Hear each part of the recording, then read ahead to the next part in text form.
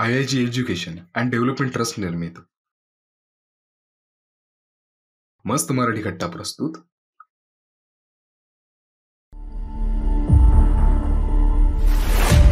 कायदा. स्त्रियांना संपत्ती मिळण्याबाबतचे हक्क. मार्गदर्शक ॲडव्होकेट अर्चना मोरे. स्त्री प्रश्न आणि स्त्रियांचे हक्क यासाठी कायदे क्षेत्रात विशेष सक्रिय सहभाग. विश्वस्त समाजमधली महिला सभा महाराष्ट्र. सिडा करार. भारतीय राज्यघटना. आपले हक्क आणि कायदे. लिंगभाव. पितृसत्ता आदी विषयांवर समाज प्रबोधन. सामाजिक विषयांवर वृत्तपत्र, पुस्तके आणि नियतकालिकांमध्ये लिखाण प्रकाशित. कामाच्या ठिकाणी स्त्रियांच्या लैंगिक छळ विरोधी समित्यांवर विविध ठिकाणी कार्यरत. स्त्रीला संपत्ती मिळविण्याचे मार्ग कोणते? आपल्या समाजामध्ये स्त्रीलाच परक्याचं धन असं म्हटलं जातं आणि त्यामुळे या स्त्रीला स्वतःचं धन बाळगण्याचा हक्क आहे हेच मुळे आपण विसरून जातो. पण प्रत्येक स्त्रीला स्वतःचं धन बाळगण्याचा, स्वतःची संपत्ती बाळगण्याचा पूर्ण अधिकार आहे. मग स्त्रीकडे धन येणार कुठून? तर स्त्री ती शिकलेली असेल किंवा न शिकलेली असेल, ती नोकरी करू शकते, ती रोजगारावर जाऊ शकते, ती कलाकुसरीच्या वस्तू विकून, घरगुती पदार्थ विकून त्यातून उत्पन्न मिळवू शकते. एवढंच नाही तर कुटुंबाचा जो एकत्रित व्यवसाय आहे त्याच्यामध्ये जर स्त्रीनं हातभार लावला असेल तर त्यातही त्या स्त्रीला मोबदला मिळाला पाहिजे. अशा वेगवेगळ्या मार्गांनी स्त्रीला जे उत्पन्न मिळणार आहे, जो मोबदला मिळणार आहे, पगार, मानधन किंवा नफा मिळणार आहे, ते स्वतः स्त्रीचं उत्पन्न झालं, ती त्या स्त्रीची संपत्ती झाली. याशिवाय वडिलोपार्जित किंवा वडिलांच्या संपत्तीमध्ये एखाद्या स्त्रीला अधिकार मिळतो, तिचा हिस्सा मिळतो. तो तिला मिळालेला हिस्सा आता तिची संपत्ती झाली, तिच्या मालकीची संपत्ती झाली. त्या पलीकडे एखादी स्त्री पोटगी मागते तर नवऱ्याकडून तिला जी पोटगी मिळते, सासरच्यांकडून तिला जी पोटगी मिळते किंवा नवऱ्याच्या पश्चात सासरच्यांकडून संपत्तीमध्ये काही हिस्सा मिळतो. अशा कुठल्याही पद्धतीनं स्त्रीकडे जी काही संपत्ती येते ती संपत्ती स्त्रीची स्वतःची हक्काची मालकीची संपत्ती आहे असं म्हटलं पाहिजे. या संपत्तीचा आपल्या मर्जीनुसार उपभोग घेण्याचा पूर्ण अधिकार त्या स्त्रीलाच असतो. पण आपल्याकडे स्त्रीला संपत्तीचा हक्क नाकारण्याचे अनेक मार्ग आपल्याला पाहायला मिळतात. उदाहरणार्थ, लग्नाच्या वेळी हुंडा दिला, लग्नात दागिने घातले किंवा तिच्या बाळंतपणाच्या वेळी खर्च केला, आता कशाला तिला संपत्तीचा हक्क? माहेरच्या संपत्तीमध्ये तिचा जो हक्क होता तो तिच्या हुंड्यामध्ये आम्ही वापरून टाकला असं म्हणून माहेरचे लोक माहेरच्या संपत्तीतून तिला बेदखल करताना दिसतात.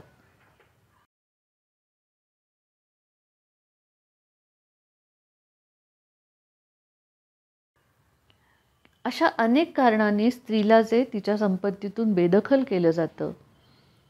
तुला माहेर हवं असेल तर माहेरच्या संपत्तीचा मोह धरायचा नाही असं म्हणून, किंवा तुला संपत्ती तरी मिळेल नाही तर माहेर तरी मिळेल, अशा दुविधेमध्ये पकडलं जाऊन तिला तिच्या माहेरच्या संपत्तीमधून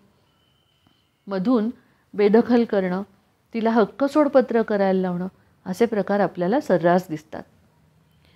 आणि मग स्त्रियांना पण असं वाटतं की मुलांना मामाचं घर असलं पाहिजे, आजी आजोबांचं घर असलं पाहिजे, आपण संपत्तीसाठी नातं कशाला तोडायचं? म्हणून स्त्रियासुद्धा माहेरच्या संपत्तीमध्ये हक्क सोडपत्र देऊन स्वतःचा हक्क भावांच्या नावे करतात. आता हे इथे आवर्जून सांगितलं पाहिजे की माहेरच्या संपत्तीमध्ये स्त्रीचा जो हक्क आहे तो तिचा स्वतःचा हक्क आहे. त्यामुळे हक्क सोडपत्र करायचं की नाही करायचं, ते कुणाच्या नावे करायचं हा निर्णय सर्वस्वी त्या स्त्रीनं घ्यायचा आहे. कुठल्याही प्रलोभनांना बळी न पडता, कुठल्याही धमक्यांना न घाबरता स्त्रीनं स्वतःच्या संपत्तीच्या संदर्भातले निर्णय घेतले पाहिजेत. म्हणजे माहेरच्या संपत्तीत हिस्सा मागितला तर माहेरचे नाराज, आणि संपत्तीत हिस्सा नाही मागितला तर सासरचे नाराज. अशा कोंडीमध्ये स्त्री सापडते. आणि त्या कोंडीतून बाहेर पडण्यासाठी स्त्रियांनी स्वतःही सक्षम व्हायला पाहिजे. कायदा त्यांच्या पाठीशी आहे हे स्त्रियांनी लक्षात ठेवलं पाहिजे.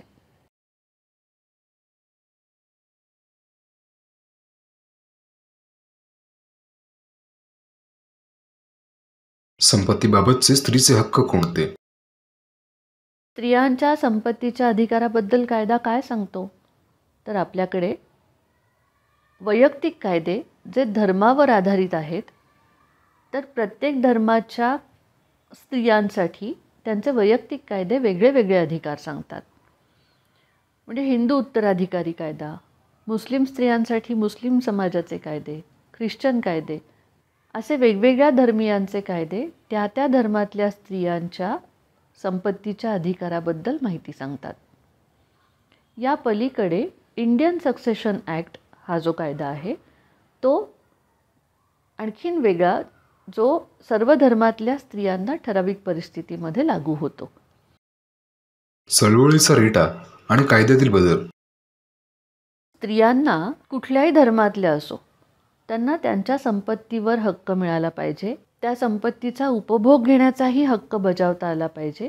यासाठी स्त्री हक्क चळवळीला खूप जास्त काम करावं लागलं. आणि स्त्री चळवळीच्या रेट्यामुळे इथल्या संपत्तीच्या कायद्यामध्ये वेळोवेळी बदल होत गेले. महाराष्ट्रामध्ये जसा पहिल्यांदा बदल झाला आणि स्त्रियांना माहेरच्या संपत्तीमध्ये भावाप्रमाणे समान अधिकार मिळाला.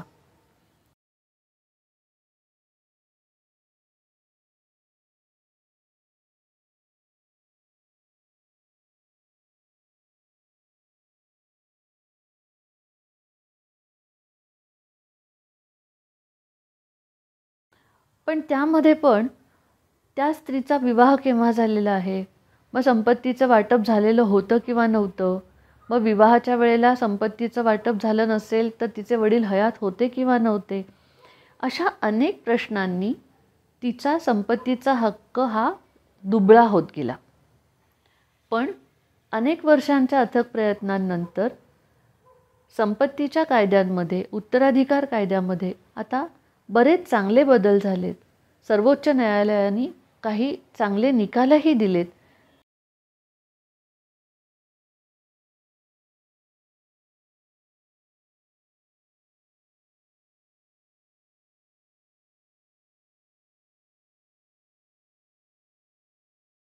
आणि त्यामुळे स्त्रियांच्या संपत्तीच्या हक्काची परिस्थिती आता बरीच स्पष्ट झालेली आपल्याला पाहायला मिळते.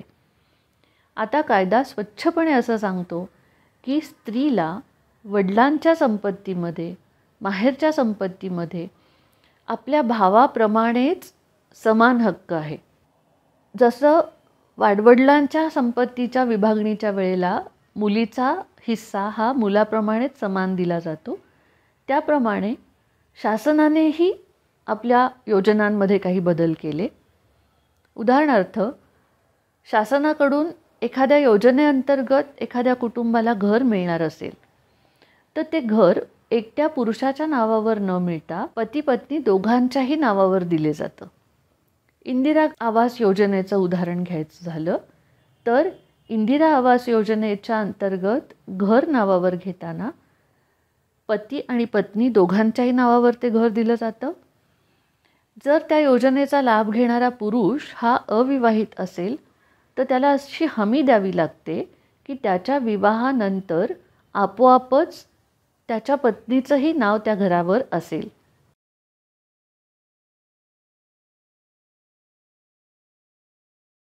म्हणजे ते घर त्याच्या पत्नीच्याही मालकीचं, समान मालकीचं होईल अशी हमी द्यावी लागते. याशिवाय शासनाच्या योजनांमध्ये कुठेही जमिनीचा हिस्सा असेल, जमिनीचा पट्टा असेल तर तो शासनातर्फे मिळणार असेल तर पती पत्नी दोघांना देणं अनिवार्य आहे. या पद्धतीनं माहेरच्या संपत्तीतच नाही तर एकंदरीतच कुठेही संपत्तीचा जेव्हा मुद्दा येतो तेव्हा पती पत्नी दोघांनाही समान हिस्सा मिळाला जातो. ग्रामीण भागामध्ये जेव्हा पुरुषाच्या नावावर घर असेल तेव्हा ग्रामसेवकाला असे अधिकार दिलेले आहेत असे आदेश दिलेले आहेत की ग्रामसेवकांनी स्वतः पत्नीचं नाव हे पतीच्या घराच्या उतारावर स्वतःहून लावायचं आहे. आणि एखाद्या पतीने अर्ज केला शासनाकडे तर त्याच्या जमिनीमध्ये त्याच्या पत्नीचंही नाव लावलं जातं. याचा अर्थ काय होतो की संपत्तीमध्ये स्त्रियांचा हक्क आता शासनानेही मान्य केलेला आहे आणि त्यामुळेच शासन दरबारी जिथे जिथे पुरुषाच्या नावे संपत्ती आहे तिथे तिथे त्या पत्नीचं पण नाव लावलं जावं आणि पत्नीचाही त्या संपत्तीमध्ये अधिकार मान्य केला जावा अशी सोय शासनाने केलेली आहे. हिंदू उत्तराधिकार कायदा 1956. वेगवेगळ्या धर्माच्या स्त्रियांमधले संपत्तीचे अधिकार याच्याबद्दल बोलायचं म्हटलं तर हिंदू समाजामध्ये हिंदू उत्तराधिकार कायदा 1956 साली तयार झाला. अर्थात स्वातंत्र्यपूर्व काळातही 1936 सालापासून हिंदू स्त्रियांना संपत्तीमध्ये अधिकार देणारे वेगवेगळे कायदे येत होते. पण त्यांनी केव्हाही हिंदू स्त्रीला स्वतंत्र व्यक्ती म्हणून संपत्तीचा अधिकार मान्य केला नव्हता. कारण आत्तापर्यंत स्त्री हीच मुळी कुटुंबाची मालमत्ता आहे, स्त्रीच मुळी पुरुषाची मालमत्ता आहे, अशाच विचारांनी आपण वागत होतो. पण अगदी गेल्या 2 दशकांमध्ये संपत्तीच्या कायद्यांमध्ये खूप चांगले बदल झाले आणि त्यामुळे आता स्त्री ही स्वतःची संपत्ती बाळगू शकते, स्वतःच्या संपत्तीची स्वतंत्र व्यक्ती म्हणून उपभोग घेऊ शकते, स्वतःच्या संपत्तीच्या विल्हेवाट कशी लावायची, त्याचा वापर कसा करायचा याचा निर्णय ती घेऊ शकते. स्त्रीचा संपत्तीचा अधिकार याबद्दल बोलत असताना स्त्री विवाहित आहे की अविवाहित, विधवा आहे की कुमारिका आहे, ह्या गोष्टी आता महत्त्वाच्या मानता येणार नाहीत. कारण वैवाहिक स्तर कोणताही असला तरी स्त्रीला स्वतःच्या मालमत्तेवर पूर्णपणे स्वतंत्रपणे अधिकार आहे हे आता कायद्यानं मान्य केलं आहे. विवाहित स्त्रीच्या बाबतीत सांगायचं म्हटलं तर पती-पत्नी परस्परांपासून वेगळे राहत असतील तरीसुद्धा स्त्रीच्या संपत्तीच्या अधिकाराला कोणत्याही प्रकारची बाध येत नाही. एखाद्या स्त्रीनं घटस्फोट घेतला, तिला वैधव्य आलं किंवा तिने पुनर्विवाह केला तरीसुद्धा तिच्या वडिलांच्या संपत्तीमध्ये तिला मिळणाऱ्या हक्कांमध्ये काहीही फरक पडत नाही. वडिलांच्या संपत्तीमध्ये हिस्सा मिळण्याशी स्त्रीच्या वैवाहिक स्तराचा, तिचा घटस्फोट झाला असण्याचा किंवा ती विधवा असण्याचा काहीही संबंध लावण्याची गरज नाही. विशेषत्वाने इथे सांगितलं पाहिजे ते म्हणजे एखाद्या स्त्रीने आंतरजातीय किंवा आंतरधर्मीय लग्न केलं असलं तरीही तिला माहेरच्या संपत्तीमध्ये हक्क डावलता येणार नाही. स्त्रीच्या वाट्याला असलेली संपत्ती, स्त्रीने मिळवलेली मालमत्ता ही तिच्या पश्चात कोणाला मिळावी या संदर्भात मृत्यूपत्रामध्ये स्त्री नोंद करून ठेवू शकते. पण दुर्दैवानं स्त्रीचा मृत्यू झाला आणि मृत्यूपूर्वी तिनं मृत्यूपत्र केलं नसेल, इच्छापत्र केलं नसेल तर तिच्या वारसांना कायद्यामध्ये सांगितल्याप्रमाणे समान हिश्शानी तिची संपत्ती मिळते. कोणतीही स्त्री पिढीजात घराची वाटणी करू शकते. हिंदू पुरुषाप्रमाणे स्त्रीचाही म्हणजे मुलीचाही वडिलोपार्जित मालमत्तेवर जन्मजात अधिकार असतो. मुस्लिम स्त्रियांचे अधिकार. आपण पाहिलं की प्रत्येक धर्माचे आपले आपले वैयक्तिक कायदे आहेत आणि व्यक्तिगत कायद्यानुसार संपत्तीची विभागणी ही त्या त्या धर्माच्या स्त्री पुरुषांमध्ये होते. मुस्लिम स्त्रियांबद्दल बोलायचं म्हटलं तर मेहेर ही संकल्पना खूप महत्त्वाची आहे. विवाहाच्या वेळेला, विवाह ठरवताना, विवाह लावताना सासरच्यांनी स्त्रीला देण्याची जी रक्कम ठरवलेली असते तिला मेहेर असं म्हणतात आणि मेहेर ही रक्कम स्त्रीची सर्वस्वी त्या स्त्रीच्या मालकीची असते आणि त्या मेहेरचा उपभोग घेणं किंवा कोणाला ती मेहेर देणं याचा पूर्णतः अधिकार त्या स्त्रीला असतो. आता मुस्लिम स्त्रीला तिच्या वाडवडिलांच्या संपत्तीमध्ये अधिकार असतो का? तर हो. मग किती प्रमाणात अधिकार असतो? तर त्याचे नियम इस्लामिक कायद्यामध्ये स्वतंत्रपणे सांगितलेले आहेत. एकतर इस्लामिक कायद्यामध्ये जवळच्या नातेवाईकांना संपत्तीमध्ये समान आणि बरोबरीचा हिस्सा मिळतो. पण त्यामध्ये पुरुषाला स्त्रीपेक्षा दुप्पट हिस्सा दिला जातो. मुलगी, विधवा पत्नी, आई, नानी, दादी आणि नात अशा नात्यातल्या स्त्रिया या मयत पुरुषाच्या संपत्तीमध्ये वारस होऊ शकतात. मग कोणाला किती हक्क मिळतो? तर विधवेचा हक्क हा तिच्या पतीच्या मालमत्तेवर असतो. तो मयत नवऱ्याला जर मूल नसेल तर त्याच्या विधवेला मालमत्तेच्या 1/4 हिस्सा मिळेल आणि मूल असेल तर त्या स्त्रीला 8वा हिस्सा मिळेल. मयत पतीच्या मागे एकापेक्षा अधिक विधवा हयात असतील तर त्या विधवेचा हक्क विभागला जाऊन तो त्या दोन्ही विधवा स्त्रियांना निम्मा निम्मा हिस्सा मिळेल. वडिलांच्या संपत्तीमध्ये मुलीला किती हिस्सा मिळेल? तर मुस्लिम समाजामध्ये मुलगी ही वडिलांच्या संपत्तीची वारसदार समजली जाते आणि जर मुलगा नसेल तर मुलीला वडिलांच्या मालमत्तेमध्ये निम्मा हिस्सा मिळेल. आईलासुद्धा मुलांच्या पश्चात त्यांच्या मालमत्तेमध्ये संपत्तीमध्ये हक्क मिळतो. मयत मुलाला मूलबाळ नसेल म्हणजेच एखाद्या स्त्रीला नातवंड नसेल तर तिला तिच्या मयत मुलाच्या मालमत्तेचा 1/3 असा हिस्सा मिळतो आणि जर नातवंड असेल तर तो हिस्सा विभागला जाऊन 6वा हिस्सा हा त्या महिलेला मिळतो. आता नानी, दादी ह्या स्त्रियांना कसा हिस्सा दिला जाईल? तर नानीला नातवंडांच्या मालमत्तेचा 1/6 हिस्सा मिळेल. मात्र नातवाचे आईवडील किंवा आई ही जिवंत नसेल तरच दादीला नातवाच्या मालमत्तेत हिस्सा मिळतो. कोणतीही मुस्लिम व्यक्ती आपल्या संपत्तीपैकी फक्त 1/3 एवढ्याच संपत्तीचे इच्छापत्र किंवा मृत्यूपत्र हे करू शकते. मूलबाळ नसलेली व्यक्ती मात्र आपल्या जोडीदाराला 2/3 संपत्ती इच्छापत्रानं देऊ शकते.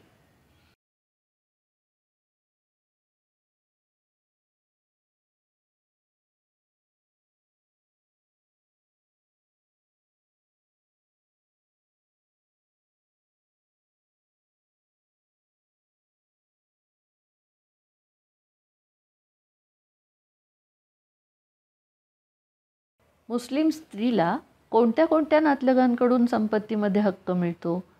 तर तिची मुलगी, तिचा मुलगा, नातवंड, पती अशा मार्गांनी संपत्तीमध्ये हिस्सा मिळू शकतो. ज्या नातेवाईकांकडून स्त्रीला संपत्तीमध्ये वाटा मिळणार आहे त्या व्यतिरिक्तच्या नातेवाईकांकडून स्त्रीला भेटीदाखल संपत्ती घेण्याचे स्वातंत्र्य आहे. अविवाहित मुलीला पालकांच्या घरामध्ये राहण्याचा आणि पालकांकडून पालनपोषण घेण्याचा हक्क आहे आणि विवाहानंतर घटस्फोट झाल्यास 3 महिन्यांचा इद्दत कालावधी संपल्यानंतर स्त्रीच्या पालनपोषणाची जबाबदारी पालकांची असते. पालकांच्या पश्चात स्त्रीचा सांभाळ करण्याची जबाबदारी तिच्या कमावत्या मुलांची असते.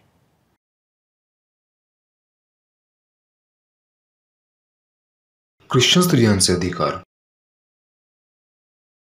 एखादी व्यक्ती इच्छापत्र किंवा मृत्यूपत्र न करता मरण पावली तर त्याच्या संपत्तीचा समान हिस्सा त्याच्या कुटुंबियांमध्ये विभागला जातो. हे संपत्ती मिळण्याचे नियम काय आहेत? तर पतीच्या मृत्यूनंतर मयत पतीच्या संपत्तीमधील एकूण संपत्तीचा 3रा हिस्सा पत्नीला मिळतो आणि उरलेले 2 हिस्से मुलांना आणि इतरांना दिले जातात. एखाद्या व्यक्तीला मूलबाळ नसेल तर त्याच्या मृत्यूपश्चात त्याच्या संपत्तीचा निम्मा हिस्सा त्याच्या पत्नीला मिळेल आणि उरलेला निम्मा हिस्सा त्याच्या जवळच्या नातेवाईकांमध्ये वाटप होईल. आणि मूलबाळ आणि इतर नातेवाईक कोणीच नसतील तर मात्र मयत व्यक्तीची संपूर्ण संपत्ती ही त्याच्या पत्नीला मिळते. सर्व मुली मुलांमध्ये संपत्तीमध्ये समान वाटप केलं जातं. मुलगा किंवा मुलगी हयात नसतील तर त्यांच्या मुलामुलींमध्ये तो हिस्सा समान वाटला जातो. ख्रिश्चन स्त्रीनं स्वतः कमवलेली संपत्ती ही तिची स्वतःची मालकीची संपत्ती आहे असे कायदा म्हणतो.